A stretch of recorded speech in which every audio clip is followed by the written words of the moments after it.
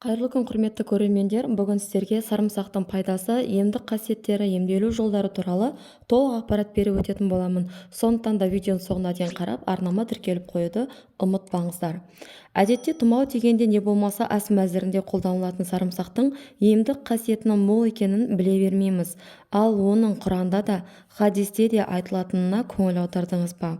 Әр ісі хикметке толы Раббымыз сарымсақты адам баласына пайдасын өте мол етіп жаратыпты. Ол қандай өсімдік? Сарымсақ пияз тұқымдасына жататын көп жылдық шөп тәріздес өсімдік. Ертеде Мысыр әйелдері балаларын ішек құрттардан сақтау үшін балаларының мойындарына сарымсақты іліп қоюды әдет еткен екен. Қытай халқы сарымсақты ас қорыту мен тыныс алу жолдарын ауруларда емдеуге, оба мен тырысқақ індеттерінен қорғануда, әйелдердің этекр циклі бұзылған кезде, тері аурулары, ревматизм, авитаминозға қарсы пайдаланса, көптеген ұлттар сарымсақты жылан шаққанда одың әсерін кетіруге қолданған екен. Ардақты пайғамбарымыз Мұхаммед саллаллаху алейхи уассалам төмендегідей бір қатар хадистерінде сарымсақты өте пайдалы екендігін, оны емге жарату керектігін білдірген. Сарымсақты жеңдер, сонымен емделіңдер, өйткені ол 70 түрлі ауруға ем делінген. Сарымсақ немесе пияз жеген кісі иісі кеткенше мешіттерімізге келмесін делінген, үйлерінде отырсын делінген екен.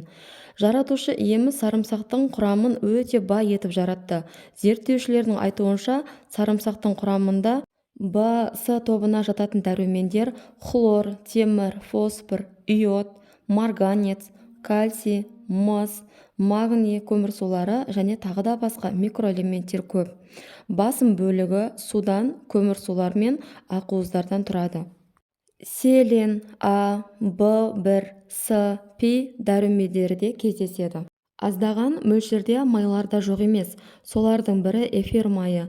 Мамандардың айтуынша 100 грамм сарымсақта 150 килокалория бар. Қолдану жолдары. Сарымсақты негізі шикіде жеген пайдалы. Сарымсақтың өткір иісін артынан алманы, жалбы жапырақтары немесе балдыр көкті шайнау арқылы немесе сүт ішумен кетіруге болады. Мамандар күн сайын тамақта 10-15 грамм сарымсақты жеп тұрудың денсаулыққа пайдалы екендігін айтады. Сарымсақтың пайдалары. Бүгінге дейін зерттеген ғалымдардың айтуынша, сарымсақтың құрамында 400-ден аса пайдалы компоненттер бар. Бір қатар пайдалы тұстары мынандай. Құрамындағы антиоксиданттардың жағымды тиімді қасиеттері мол.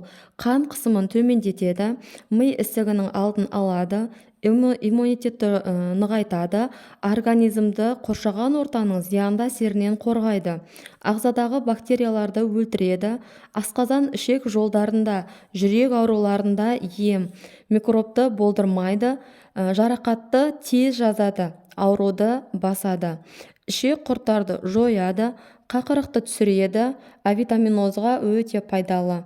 Сарымсақ қанды тазалайды, ол табиғи антибиотик болып табылады. Сарымсақ суық деген ауруларға да таптырмайтын ем.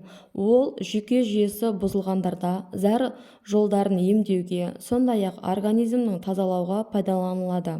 Қатты суықтап қалған кезде сарымсақты ұсақтап турап, үстіне суық су құйып, сосын соның буымен демалу керек. Тіс ауырған кезде сарымсақтың қабығын ашып алып, сонымен тістің қызыл етін сүртеді.